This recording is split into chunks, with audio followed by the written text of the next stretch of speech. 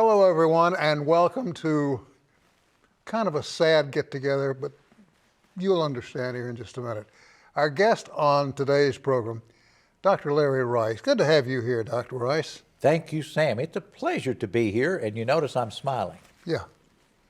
The reason he's smiling is he has announced his official retirement. When do you leave us?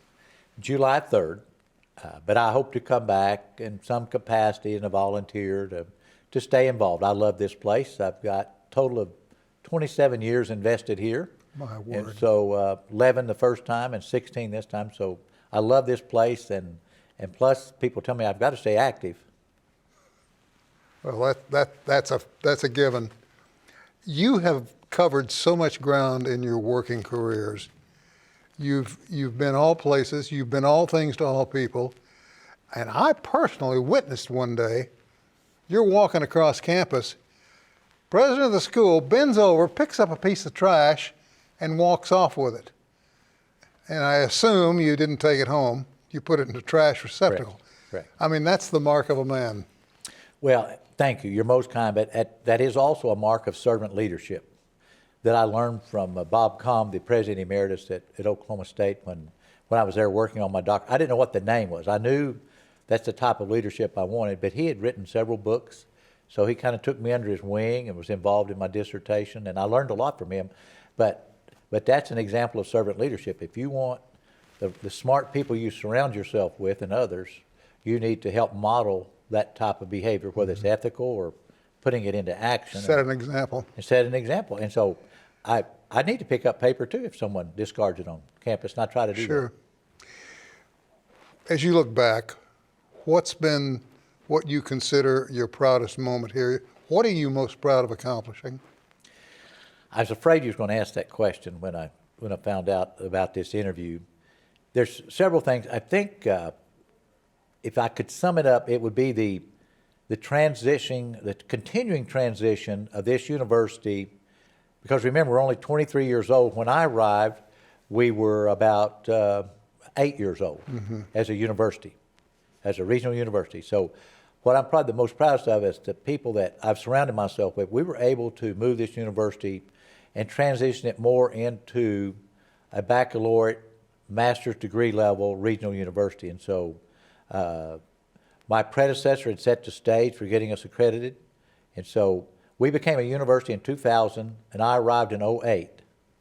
And my predecessor had set us up really well. President Joe Wiley had set us up really well with accreditation and so forth, and then handed it off to me, and he said, now take it. So we've developed it, and I say we because it took a team effort of faculty and staff and good leaders. But that's probably, and there's a lot of subcommittees to that, transitioning to a real regional university, adding degrees, adding master's degrees. And so we're not finished yet. Someday there can be a terminal degree here, meaning we could have one doctoral degree. Like some regionals might have a pharmacology program, some might have a optometry program. So, but I'm most proud of the fact that we have continued marching toward developing this into a world-class regional university without much money. And there were some lean times. Many of our faculty and staff, myself included, we took furlough days to make the budget. There were some lean years that the state didn't have much money, and so they cut apportionately. So our faculty and staff are loyal. They stayed through hard times, and let me hasten to say, last year was very good from the appropriation side, but there was many lean years that they took furloughs. But just being able to move this university forward, keep adding programs, attracting quality people, and just surviving in the ups and downs of higher education is changing, as you know, and it continues to change. And so we're thrilled that we're still growing. We've got a master's degree coming out any day in nursing. It's been all the challenges, and it's just waiting for the stamp of approval from the state regents. We have a master's in cybersecurity awaiting approval, and so boy, is that needed. Yeah, and we've added two masters during my tenure here, and again, all that's because of good faculty and staff. You know, it goes without saying that you have done a little Texas two-step here and a little one over here. And if you look at them individually, you say, Why did he do that? And then all of a sudden you see them mesh together. Right.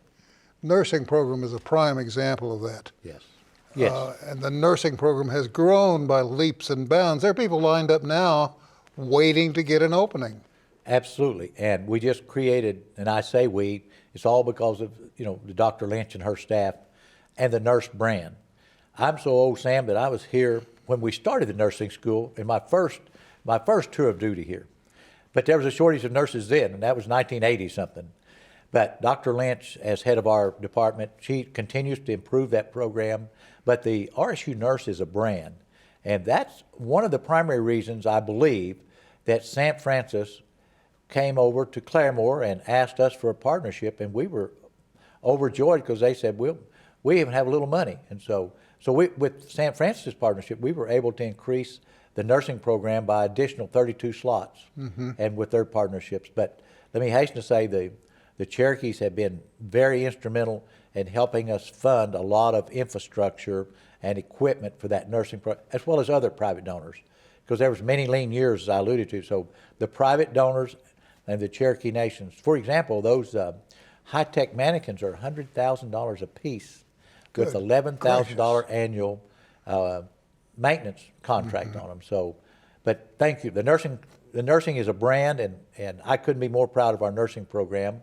And so, some of the faculty created an online nursing program for the 2-year ADN nurses to become baccalaureate. So we transitioned to a 4-year degree, but you can also get an online move from your 2-year associate degree to RN to your 4-year online, and then this master's is a natural complement to all of that. And I would say by January we'll have the master's in nursing ready to go. I have talked with countless, and I mean that literally, countless nursing individuals who credit RSU with getting them launched. Yes, and I've got a granddaughter that's going to launch in about 45 days. She will have a bachelor's degree in nursing, and as soon as she passes the NCLEX, then she has a contract already waiting and signed to go to work. Oh, that's fantastic. So, well, they're in grandmother and I demand. couldn't be proud. They're in demand everywhere. They are. They sure are. And so, I think COVID proved we need them. we do, and not just nursing, but we have a strong medical molecular biology program that we put a lot of individuals every year that graduate here go into MD, DO, pharmacology. Occasionally they'll go to veterinary school. Occasionally they'll go to dental school, but primarily we're a feeder for the MDs, DOs, and the pharmacology schools out of this medical molecular. And You've got to be so proud of that. I am, and Dr. Keith Martin designed that curriculum before I arrived, probably about '05, and he said he wasn't sure anybody would enroll in it. It was so difficult, but he did. And so another crown jewel that Dr. Martin helped, and he's retired also, but helped shepherd is the chemical engineering. That's a big deal for a little school. Sam, that's a big deal. And so there was a need here for the place-bound individuals in northeast Oklahoma that could not pack up and move to Stillwater or Norman, and so and they couldn't afford some of the private. There's some good private schools. So we were able to create, and we have our first students in chemical engineering on the ground today, and they're about to finish their first year, and we'll start the second year in this coming August. And so couldn't be prouder. Again, that's part of the evolution of this great school. I wish you and I could be around 50 years from now to see what it looks like. But Oh, I don't want another 50. but maybe we can see it somehow. But when we have all these strong alumni that are coming back to our communities, Yeah. they're starting to come back. They're doctors, lawyers, they're school teachers. They're airline pilots. They're working in business and industry. They're data analysts. They're all over. They're in flight safety management. So we've got a strong robotics program, thanks to Professor Sparling, and the robo claws, as they call them. And so, we have so many people doing so many things here. It's just incredible. And whether it's in law enforcement, we send out a lot of wonderful police officers to the various departments, including Dallas PD, that comes up here and recruits. Strong psych and social and English. We've got a strong master's in community counseling. That's a natural right out of our psych and social programs. And so you can go to work when you leave here, or you can get into graduate school. And that's the test that anyone should ask if they're taking their son or daughter or grandchild is, can I get a job when I leave here? Or can I get into graduate school? And we've now got 23 years worth of data that proves you can. Golly, that's just such a wonderful track record. But you didn't do it alone. Absolutely. Let's go back a few years. You also had a brush with the legislature, didn't you? I did. You were over there as well. Yes. I was here teaching and in some sort of administrative role in Claremore Junior College. And as they say down in Shoto, where I'm from, I got myself elected to the legislature. Wasn't sure what I got a hold of, but it ended up being 18 wonderful years. And so term limits removed me from office after 18 years. I had 6 years in service, and then term limits were passed by the people, so I did 12 more. And during that time, I worked at the University of Tulsa. They were kind enough to let me have a job during those years. And after the legislature, I stayed there 4 years full time, and that was a great experience being at a Division I research school that that played Division I sports, and they had a lot of challenges being a small school, but it sure helped me to prepare for this. And lo and behold, in a weak moment, the Regents hired me back here in 2008. And, In a weak moment. In a weak moment, they hired me back, and I've had a lot of fun. And my partner along the way, of course, has been Peggy. She's in fact, the University of Oklahoma Board of Regents interviewed her the night when they asked me to come and interview for the position in Oklahoma City. They asked me to bring my spouse, and I thought, well, that's interesting, but I didn't know why. So after they interviewed me, they said, okay, if you'll step out, we want your spouse to come in. So they took her in the room and they said, are you going to buy into this, and will you move to campus and be a first lady and live on campus? And thankfully she said yes, and so they opened the door and said, okay, you got a deal. So, but How long have you guys been married? we met 32 years ago at a University of Tulsa, Arkansas ball game.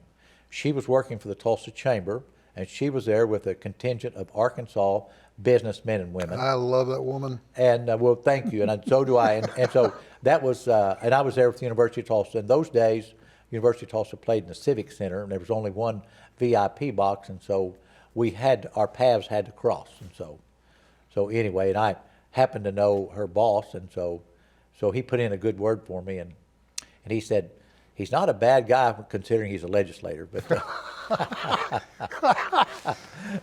I'd like to know, because she has given more and spent more time than the average bear, if you will, as they say in the cartoons, than anybody I know. I mean, she's been involved with you every step of the way. Every step of the way.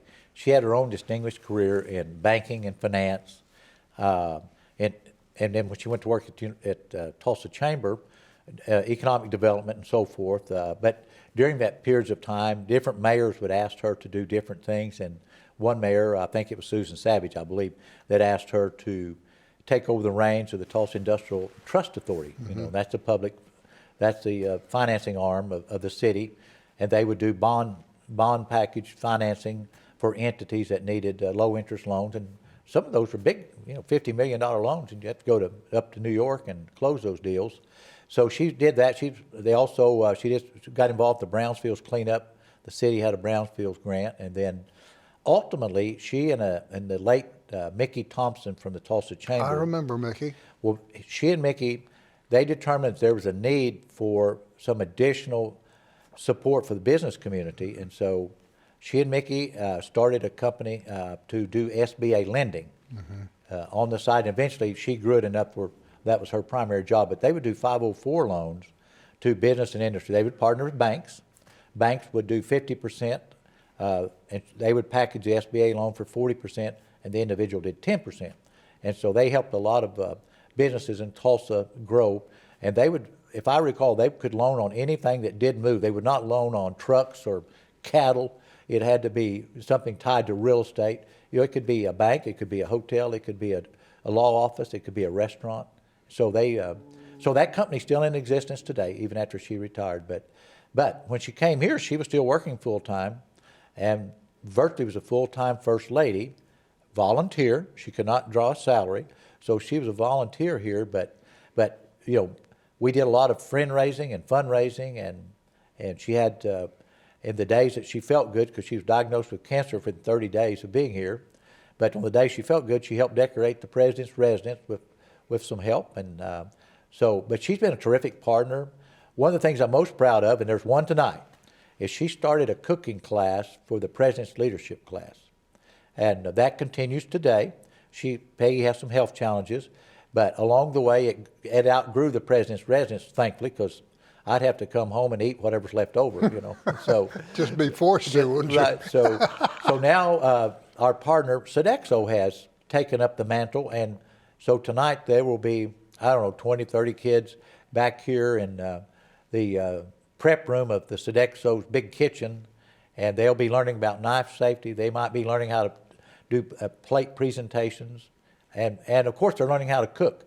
And they have different menus and different books, different menus and different recipes. And so Sodexo's been a great partner in that. So Sodexo has published 1 or 2 cookbooks, cooking with the First Lady, and it's got the recipes that they would teach the students how to cook, whether it be how to make homemade pie dough or whatever. It could be how to make homemade chips, homemade salsa. Could be how, if it was a seasonal, might be in the Thanksgiving, it might be pumpkin bread and pumpkin pies. And other times it was other things. But we're grateful for Sodexo. They've enlarged it, and it's a much sought after class. And I don't know any other first ladies that do that voluntarily. And of course, we've always had a lot of volunteer help to help with that class. And so, but there's one tonight, and regrettably her health will not let her attend. But she'll be there in spirit, and I'll go give them a rah-rah, but I'm not much on the cooking end. I've been associated with Rogers State Public Television now for 17 or 18 years, and I remember my first trip to the Hill, and I rounded the turn to come into the studio, and there were 4 deer. Yes. Just moseying along, kind of looking things over, and I thought, oh wow, this is I'm home. It is this a is beautiful like being place. home. Yes. Many nights when I pull into the driveway, there'll be deers between. We have a long driveway, and there'll be deers bedded down, just waiting, and they're not really scared of the car. I can even get out and get the mail out of the mailbox, and they don't get excited. But it is beautiful. There's a lot of ducks and geese. There's some red foxes on campus. And Really? it's just a beautiful place, and if you sit outside and quiet, you can see a lot of wildlife that comes out of the nature reserve that's adjacent to us, and that is a heavenly place to walk in the springtime with all the honeysuckle. If you're a country boy, you can smell that honeysuckle. Yeah, you can smell it. And lilac. It is just a beautiful time of year when everything's coming back to life on this campus, and so, but thankfully we've had some help, and I'll say that former Regent John Stewart and his family, they love doing campus beautification. They've invested in trees on this campus. They've invested in the president's residence, doing retaining walls and just things like that no one, because we didn't want to silt in that beautiful pond outside. So they've really invested in the campus beautification. They did that at OU as well. So we've had lots of partners on both Pryor campus and Bartlesville campus and the Claremore campus of making this a beautiful place, and it truly is a beautiful place to live and work. I'm going to get into the pond issue a little bit later on. Okay. I have some things to bring to the table about that, and we'll talk Yes. ponds because Yes. you and I have to go there. Right. What is the student population right now?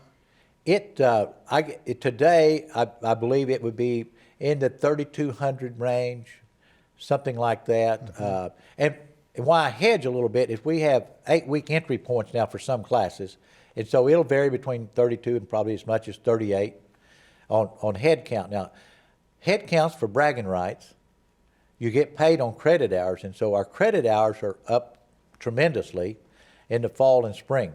So a couple years ago, we went to just a one price or fixed rate for tuition. And so if you take 12 or more hours, right now I believe it's $3,800. It's the same price for 12 hours as it is 15, 18, or 20. And all of that is to encourage students to take at least 15 to 18 hours so you can graduate on time. But the more classes you take, the less expensive it is. And so our credit hours are up, and so that is working. That block rate tuition is the official name. But that block rate tuition, you can take as many classes as you can stand, and you can graduate on time or even early with less money. And obviously, we want students to graduate on time with little or no debt. And about half of them graduate with no debt. How much age difference is there between you and your wife? Oh, not much. Maybe 5 years, something like that. She looks so young. She is. She looks young. I've just got a lot of miles, and let me hasten to say, I still dye my hair gray, so I'll look a little more mature. I understand. You probably do likewise. I do likewise. So, I streak it too. I hope you can right, see that. that's right. I've told my grandkids believe that for a long time, so They bought into they it, bought didn't into they? it. So, There has always been talk, and we talked about this, one of the first shows we ever did together, about buildings being haunted. Now, you and I know the truth, but right. the stories are outrageously funny, They are. They sure are. and there must be other legends that live with this campus. There are, and these buildings, when I arrived in 1979, one of my first offices was in this building. And it was just like the day that the military closed it, and it was eerie. And I think there was 2 of us in this whole building, upstairs. We wasn't in the basement, we were upstairs, and it was kind of eerie. But I had been in Meyer Hall and others, and I think it was Meyer Hall that the commode would flush and nobody was there. Really? It's probably gravity, or there's probably some scientific reason. But one night there was an image on the cameras that I got to see, and you couldn't make out the image, but there were some images on the camera at night in Meyer Hall. And so there's been numerous requests to do stories on the ghost of the OMA, but we wasn't sure that was a good reputation to have, and so far we've declined. But we did allow reservation dogs to be filmed on this campus. Yeah. And so it's one thing to have an old science building that somebody wants a nostalgic film, but we're trying to raise money today to replace that, and we're on track to replace that science building because we need it with chemical engineering, nursing, and pre-med. Sure you do. Sure you do. And all those things. But We're going to take a short break, and when we come back, we're going to delve a little bit more into the personal side of this for you, because I know while you're looking forward to and you're ready to embrace retirement, you ain't leaving. no, sir, I'm still going to be around to look for the ghost. All right. Stay right there. We're going to take a short break. We'll be back with more with Dr. Larry Rice right after this.